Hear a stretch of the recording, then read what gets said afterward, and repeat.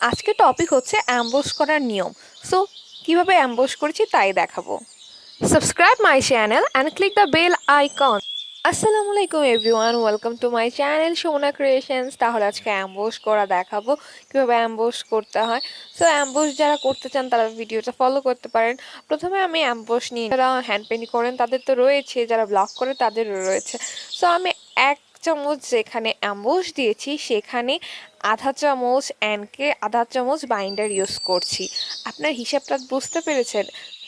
এরপর ভালো করে কিন্তু নাড়াতে হবে এই অ্যাম্বুশ মিশ্রণটা। যদি ভালো করে না নাড়াই তাহলে কিন্তু ভালো করে ফুলবে না। সো এখানে আমি একটা স্কেচ করে নিয়েছি, কালো কাপড়ে কিভাবে ডিজাইন উঠাতে হয় কার্বন পেপারের সাহায্যে ভিডিও দেওয়া আছে।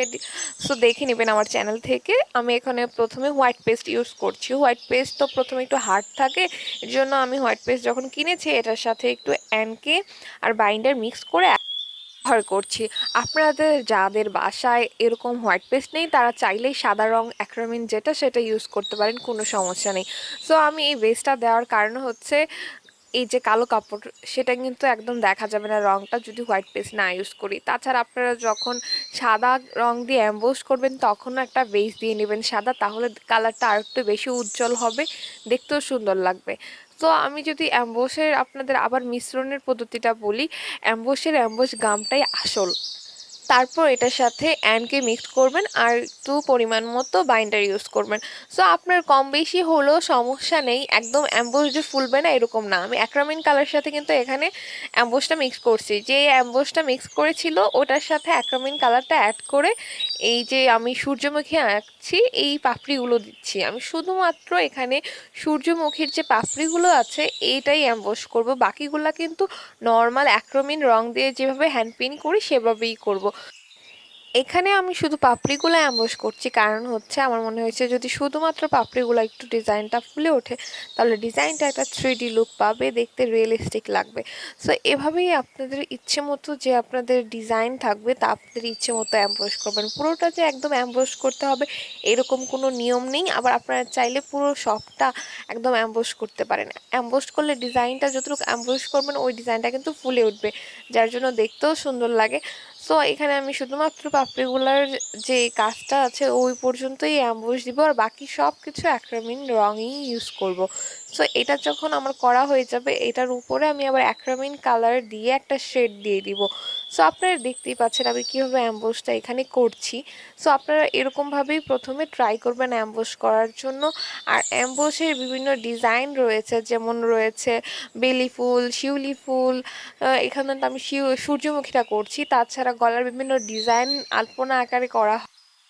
এই অ্যাম্বোসটা কিন্তু অনেক আগে থেকেই মানুষ করতো, মাঝখানে একদম উঠেই গিয়েছিল, মানুষ তেমন একটা করতো না। হ্যান্ড পেইন্ট আসার সাথে সাথে কিন্তু এই অ্যাম্বোসের ডিজাইনটাও প্রচলন হয়েছে, এখন মানুষ অ্যাম্বোস করা শিখে গেছে, মানুষ অ্যাম্বোস করছে। সো আশা করি আমার ভিডিওটা দেখে আরও অনেক মানুষ ট্রাই করবে অ্যাম্বোস করার। অ্যাম্বোস ডিজাইনটা কিন্তু সুন্দর। তো আমার পেজে যারা সংযুক্ত হননি লাইক দিয়ে সংযুক্ত হয়ে যাবেন, garnish with Sumana Facebook page. আর কোনো মেসেজ যদি থাকে, কথা কোনো বলতে চান, সেক্ষেত্রে আপনারা মেসেজ করতে পারবেন। এছাড়া আমাকে কিন্তু আপনারা ইনস্টাগ্রামেও পেয়ে যাবেন, গার্নিশ উইথ সুমনা লিখে সার্চ দিলেই হবে। সো আমার এই ডিজাইনটা আমি অ্যাক্রামিন কালার এখানে ইউজ করছি মাঝখানের যে অংশটা। সো এখানে যখন আমার কমপ্লিট হয়ে গেছে তো আমি এরপর নেক্সট কাজে যাব। অ্যাম্বুশ করার সময় আপনার সবচেয়ে বেশি প্রয়োজন যেটা সেটা হচ্ছে অ্যাম্বুশ গাম। এর সাথে আপনি অ্যানকেয়ার বাইন্ডার। আপনার এরকম না যে একদম আমি যে মাপটা বলেছি সেই মাপ মতো দিতে হবে, আপনাদের ইচ্ছে মতো আস্তে আস্তে শিখে যাবেন করা। সো আপনারা চাইলে কিন্তু যাদের অ্যানকে নেয় তারা শুধু অ্যাম্বোস আর বাইন্ডার দিয়ে করতে পারেন, আবার যারা বাইন্ডার নেই অ্যানকে আর অ্যাম্বোস দিয়ে করতে পারেন। এছাড়া আপনার ভালো হয় যদি দুইটা একসাথে মিশিয়ে কাজ করেন। সো আপনাদের ইচ্ছে মতো কিন্তু আপনারা বিভিন্ন ডিজাইন দিয়ে অ্যাম্বোস করতে পারবেন, আর অ্যাম্বোস কিন্তু দেখতে সুন্দরও লাগে। আর এখানে আমি সাইডে একটু রিয়েলিস্টিক লাগার জন্য একটা বর্ডারের সাইডে সাইডে একটা দিয়ে নিচ্ছি, একটা কালার দিয়ে। সো এখন আমি বাকি ডালপালার কাজগুলো করব। ডালপালার কাজের জন্য আমি বিভিন্ন শেড ইউজ করব। প্রথমে তো আমি সবুজ রংটা ইউজ করছি। সবুজ রঙের সাথে দেখা যাবে আমি এরপর হলুদ, সাদা এগুলো মিক্স করে করে আস্তে আস্তে কাজ করব। সো আপনারা দেখতেই পাবেন এখানে আমি কিভাবে কাজটা করছি। সো আপনারা যারা একদম আমার চ্যানেল নতুন, সাবস্ক্রাইব করেননি, অবশ্যই সাবস্ক্রাইব করে ফেলবেন, কারণ এখানে আমি hand paint, block batik, emboss, তারপরে আস্তে আস্তে আরও বিভিন্ন ধরনের কাজ দেখাবো। তাছাড়া আমি হাতের ডিজাইন কিন্তু করে খাতার মধ্যে এঁকে দেখাই। এছাড়া এখানে কিন্তু আপনাদের কাঠের গয়নার টিউটোরিয়াল পাবেন। এছাড়া আরও রয়েছে পাঞ্জাবির বিভিন্ন ডিজাইন কিন্তু দেখতে পাবেন। তো সবগুলো চেক করার জন্য অবশ্যই আমার চ্যানেলটাকে ভিজিট করতে হবে। আর কোনো রকমের কোনো কমেন্ট করতে চাইলে কিন্তু করতে পারবেন। আমি কিন্তু সবসময় চেষ্টা করি আপনাদের প্রশ্নের সবার উত্তর দেওয়ার জন্য। সো এখানে আমি দেখতে পাচ্ছেন যে শেড ইউজ করছি। যদি শেডটা ইউজ না করতাম তাহলে কিন্তু দেখতে সুন্দর লাগতো না। শুধু একটা রং দিয়ে যদি আপনি শুধু ভরাট করে রাখেন তাহলে কিন্তু দেখতে রিয়েলিস্টিকও লাগে না, সুন্দরও লাগে না। যখন আপনি একটু অন্যরকম শেড টেড দিবেন তখন দেখবেন আপনার কাজটা একদম দেখতে কিন্তু অন্যরকম লাগছে। সো এখানে আমি এটাই করছি, বিভিন্ন শেড দেওয়ার চেষ্টা করছি ডিজাইনটার মধ্যে। সো যখন আমার শেড দেওয়া শেষ হয়ে যাবে মনে হবে তখন আমি সাদা একটা কালার নিব, দিয়ে একটু হাইলাইট করে দিব।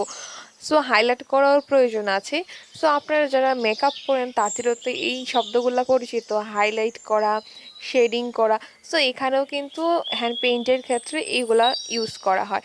সো আপনারা খুব সহজে কিন্তু বিষয়গুলো বুঝতে পারবেন আশা করি। হাইলাইট করা, সো এই যে এখন দিচ্ছি ডিজাইনগুলো, এটা কিন্তু আমি এই পাতাগুলো হাইলাইট করছি।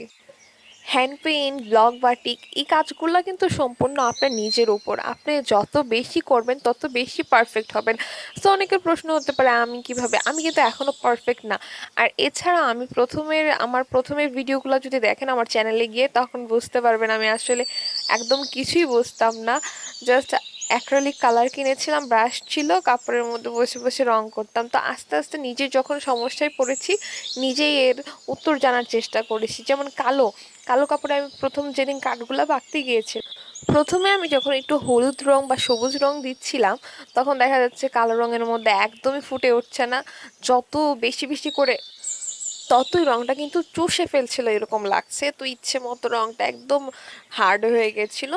সো এখানে আস্তে আস্তে আমি কিন্তু আমার ডিজাইনটা শেষ করে ফেলেছি। সো আপনারা দেখতেই পাচ্ছেন এখানে আমার ডিজাইনটা কেমন হয়েছে।